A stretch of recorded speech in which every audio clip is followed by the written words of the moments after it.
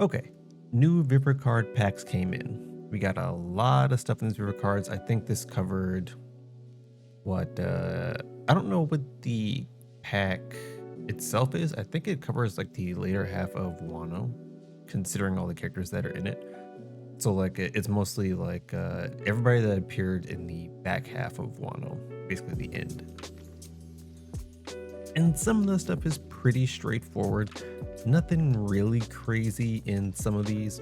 Like if you read Kaido's, it's pretty basic. If you read Shanks, it's all pretty standard stuff. Just getting it in one format. I think the only thing, because they did Shanks and Mihawk, the only thing specific about Mihawk was that they didn't list Conqueror's Haki. And now one of the things, I guess I'll say two of the things with the Viper cards.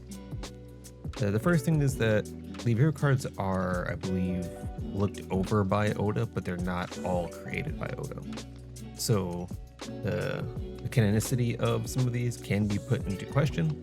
These are not the end-all be-all when it comes to actual knowledge, but I wouldn't discount them entirely. The thing with Mihawk not having Conqueror's Haki, I think that lies more to it hasn't been shown yet. I don't think the Viper cards are allowed to, without O's permission, reveal anything that hasn't been shown that he wants to show in the story. So if it's like something that he's not going to bring up, if it's true, but he just doesn't have time for it in the story, it'll end up in a Viper card. I think with Mihawk, he hasn't shown it yet. I still think he has it. And once he does have it, it'll be updated in the Viper card. I think the Viper card, maybe not the Viper card. I forget which piece of data came out that said Zoro didn't have Conquerors, but it alluded to it. I can't remember if that was an old Viper card or what exactly that was. So basically, it's just they haven't caught up yet to Oda, pretty much. One of the big talking points of this pack is Queen, because at some point, Queen had a kid. And by some point, I believe it's 36 years ago. And he eventually abandons this kid 10 years later. So when this kid is 10 years old, he abandons him, goes to join Kaido and the Beast Pirates. It just so happens that this story here lines up very well with Frankie's story, where he was abandoned when he was 10. He is currently 36, I believe. So it would essentially line up. And there are a lot of striking similarities. People have been comparing volume covers, people have been comparing color spreads, and I'm not gonna lie, it looks pretty convincing. Like the thing about this is that it would be weird for Oda to set this up and to foreshadow it, but to not display it in the story.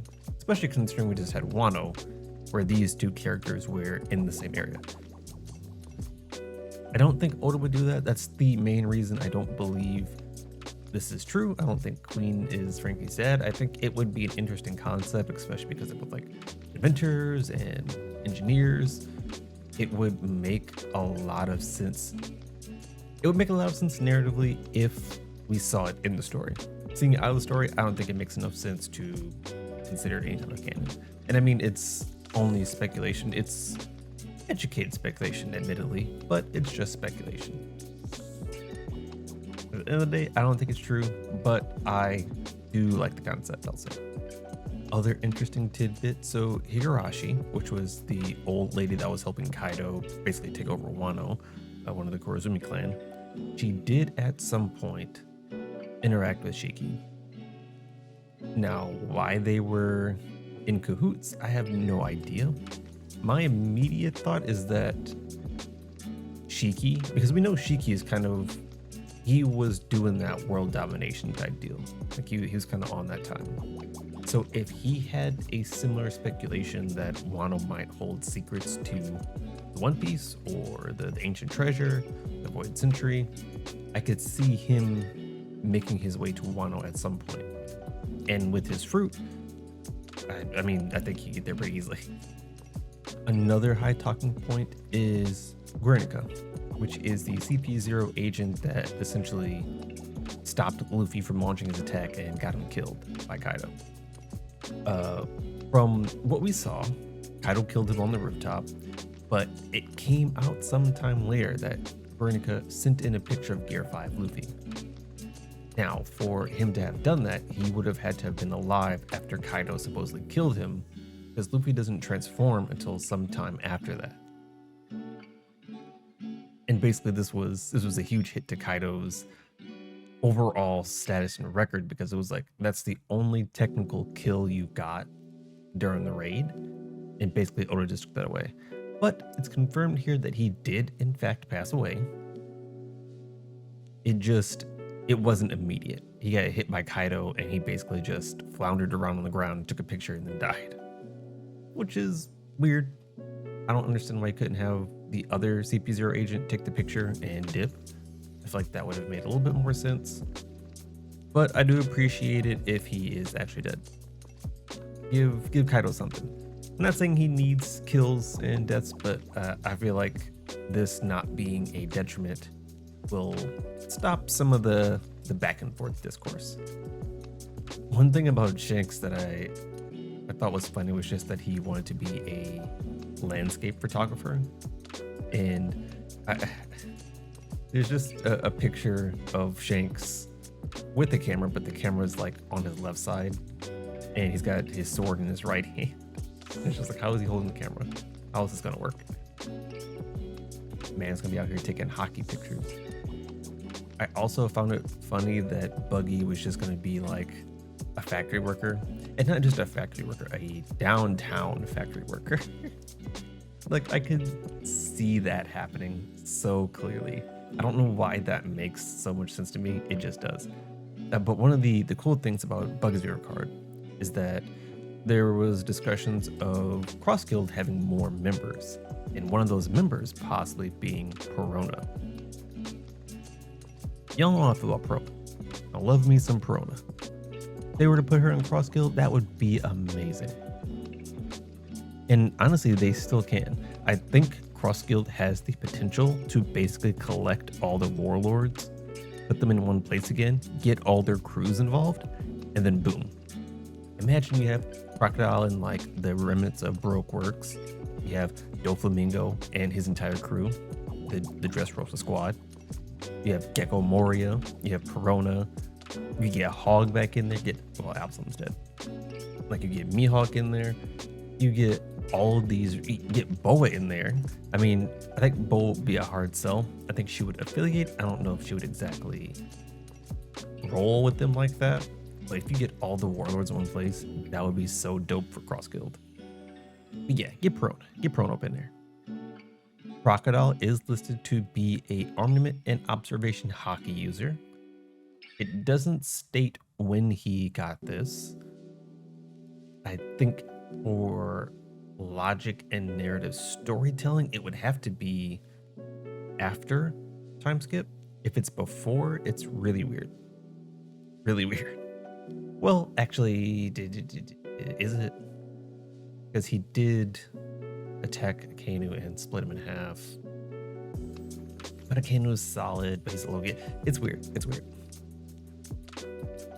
I think it would still make more sense for him to have learned hockey post time skip. But it says he has it. I think the panel when Crocodile was approaching Buggy, we did see something that looked like black sand. I think that should give us the confirmation here. But that definitely hypes him up for like a top 30 combatant, because we always do the debate of, you know, how do they improve over the time skip? How did they get better? You know, one of the things you often hear is Enel with armament hockey. How does that work? Well, we got Crocodile with it, so that definitely bumps him up. Nothing really special about Kid or Law. I mean, Kid's listed as a Conqueror's hockey user. We knew that. We just haven't seen him do anything with it. Law is not listed as one. We also knew that. I don't think we necessarily expect that. Another thing I found interesting was that Momonosuke is listed as an observation hockey user, and I honestly don't remember if I saw him use observation hockey. I know he heard Luffy's voice, but I thought Momo had the voice of all things. I thought that's how he heard it, but I guess it was observation hockey, which, I mean, I don't think it makes a huge difference either way. but I just thought that was very interesting. Something I also find interesting about the certain listings is that they do have death written on them. Like they say, they were this age when they died, this age when they died. Certain characters, like Kaido, for example, don't have that. And again, it's very possible that because there's no confirmation in the story, it's not listed on the card, but I've been saying ever since that chapter that Kaido's not dead, so I think that kind of just goes hand in hand. There's also a bunch of information on gifters. I don't really care about the gifters all that much. I think their designs are okay, but not enough to warrant going through all of the Vivre cards. But that's really the deep summary of the Vivre cards. Like I said, there's a full listing. You can check out Artur on Twitter. He has like all the listings of all the cards translated. So if you want the deep dive in there, head over that way. And as a final bit of news, we actually got Imu's voice in the anime. Episode 118 just aired, and we got the scene where Imu says Lily. Now, we have been waiting for this because we were trying to see, okay, is it a man? Is it a woman? Are they going to tell us? Are they going to hide it? How are they going to handle this?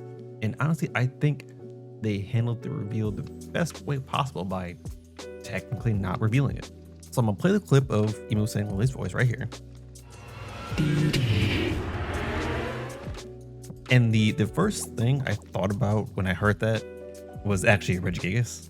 I don't know if you've ever heard I think it's the canon movie Regigigas sound.